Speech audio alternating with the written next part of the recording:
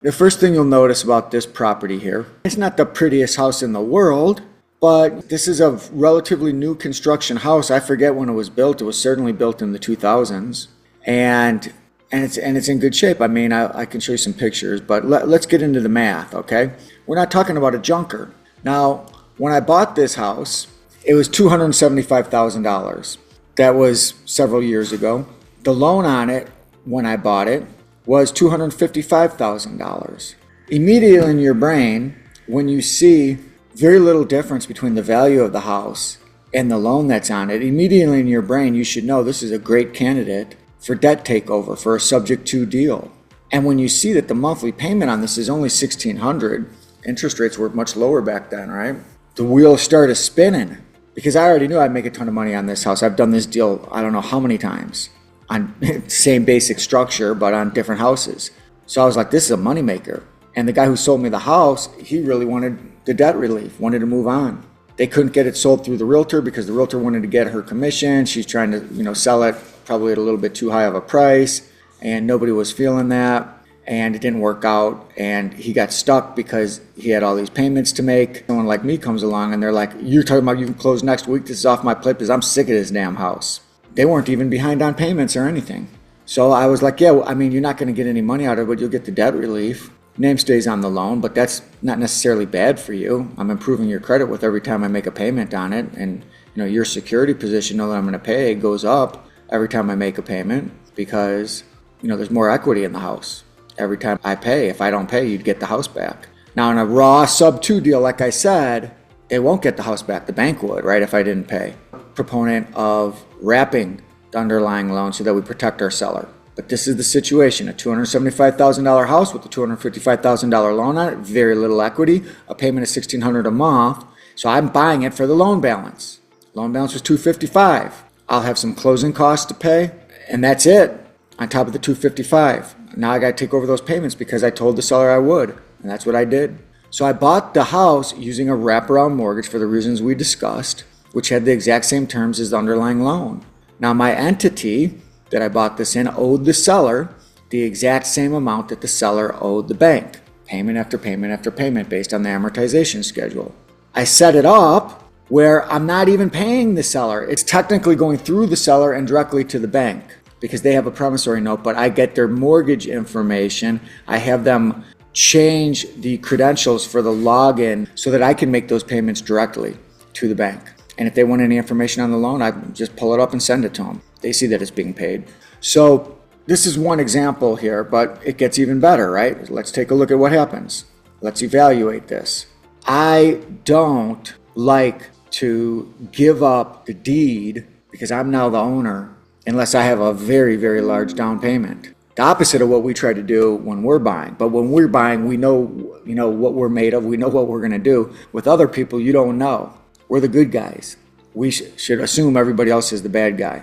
Maybe not quite that dramatic, but I don't want to trust somebody to pay me, and if they don't, I have to foreclose to get my house back. But I will put them in there on a lease because I'm not afraid to evict if I have to, and I'm not really that concerned about evicting as long as they give me, a decent down payment. We average like around 8%. Okay, so on a $300,000 house, that's like $24,000. So I sold this house on a lease with an option to buy for $299,000, totally within the market range, the higher end of that range. Collected a non-refundable option fee of $25,000, rented it where I had a little bit of cash flow coming in, $1,900 a month in versus the $1,600 I have going out, and I gave this particular buyer 2 years. Let's see how that works out. First, after 2 years, the tenant that I had in there moved out. They did not exercise their option. They got to use the house for 2 years, but they knew they needed to close the house within 2 years. I would have kept leasing it to them, but I can't remember exactly what happened, but they just moved. They knew they weren't getting their option fee back, but I got the house back. So I made $25,000 less. It did cost me about $4,000 in closing costs. I made $300 a month for 2 years. So there's another $7,200, right? 300 times 12 is 3,600 times 2 years, 7,200. Okay, plus the 21 grand that you see here, 25 minus 4. Now what else happened? Folks, this is how you build wealth.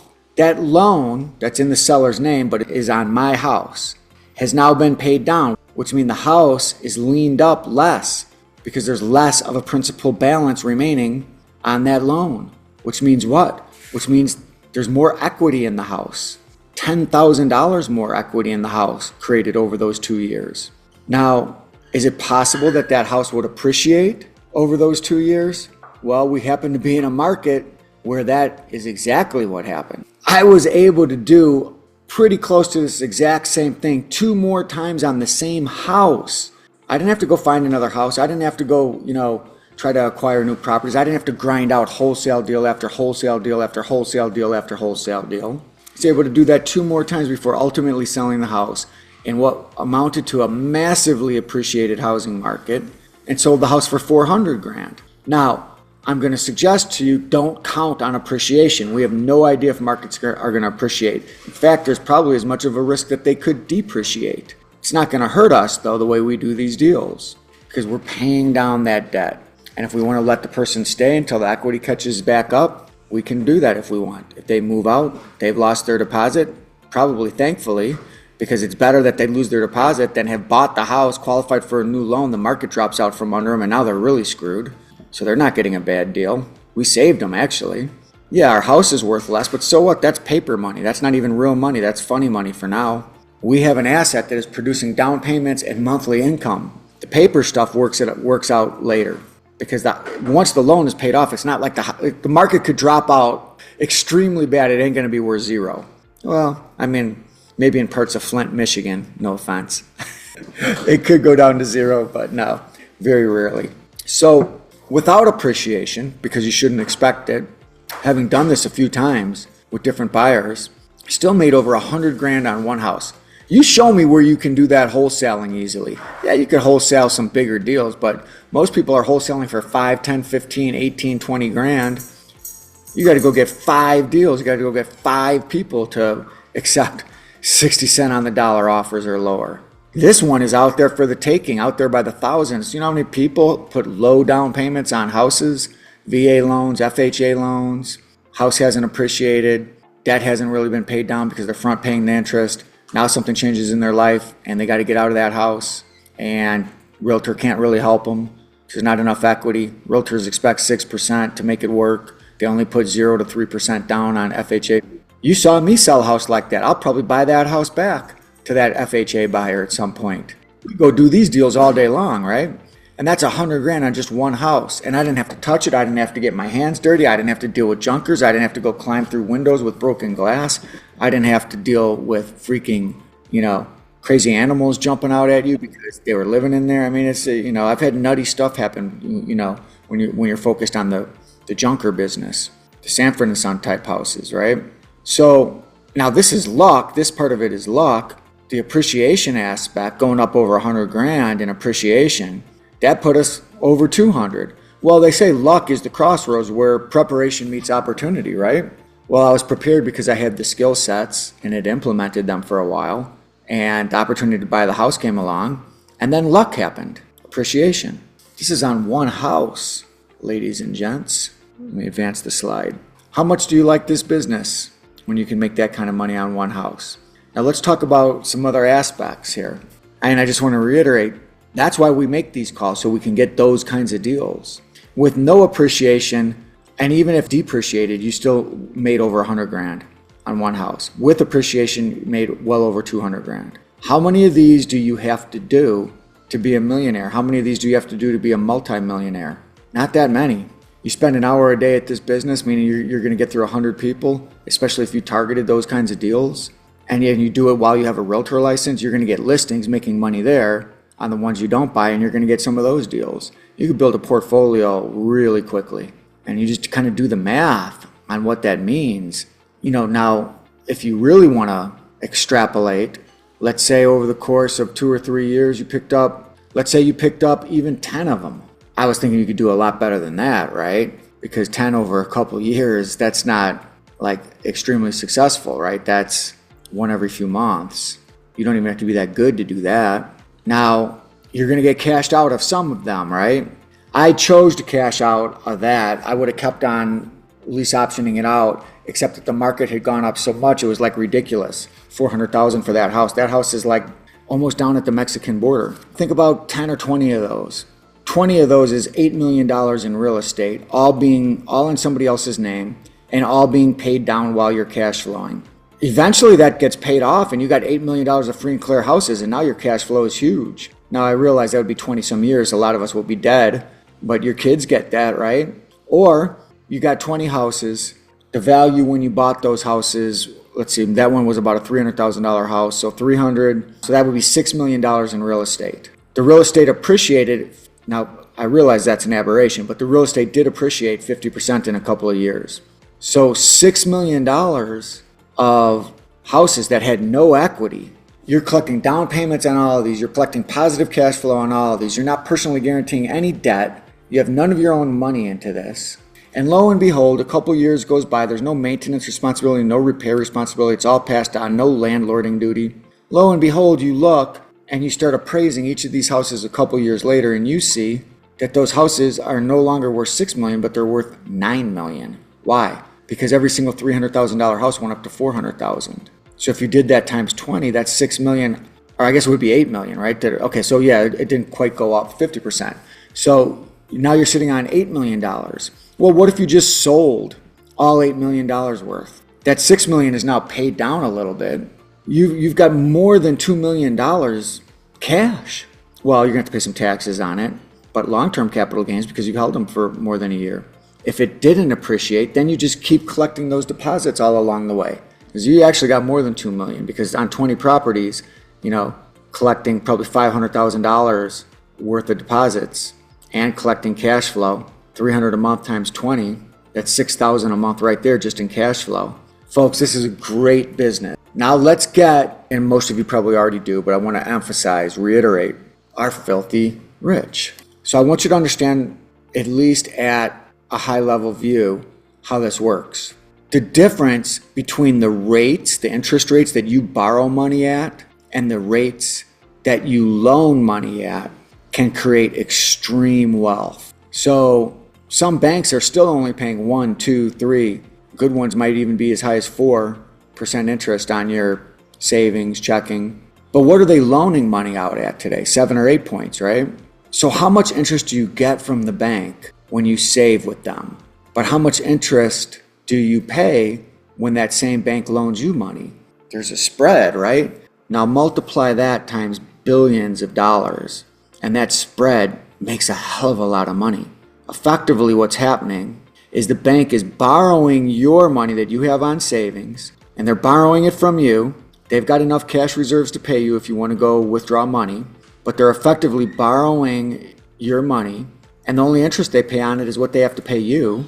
And then they're able to loan that money out to people buying houses, starting businesses, those kinds of things at much higher interest rates, and they make the spread on your money.